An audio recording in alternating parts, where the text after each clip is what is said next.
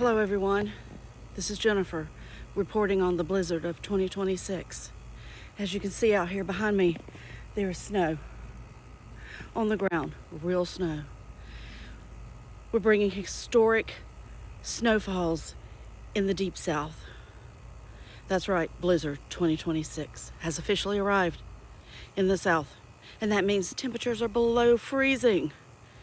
Airborne panic, milk and bread shelves are emotionally unavailable. This is a once-in-a-generational cold snap, mainly because no one remembers owning a coat. I'm reporting live in what locals are calling basically the Arctic. As you can see behind me, feet of snow. Really inches, but we think it's feet.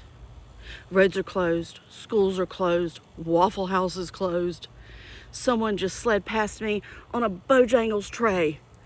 It's crazy out here. Temps are confirmed to be too cold for this region emotionally. Wind chills are bringing it down to what feels like no thank you. Residents are responding as expected. Grocery stores wiped out of milk, bread, and eggs. Southerners wearing flip-flops and parkas. Someone grilling and saying, "I ain't scared." Officials urge everyone to stay home unless absolutely necessary or unless you need to stand outside, stare at the snow in disbelief while taking 47 photos. Schools are closed preemptively for the next 4 days. Pets confused, offended, and refusing to go outside. Thermostats set to financial ruin. Every Southerner saying, "This ain't normal." Remember, folks, don't drive unless you've suddenly become an expert on ice.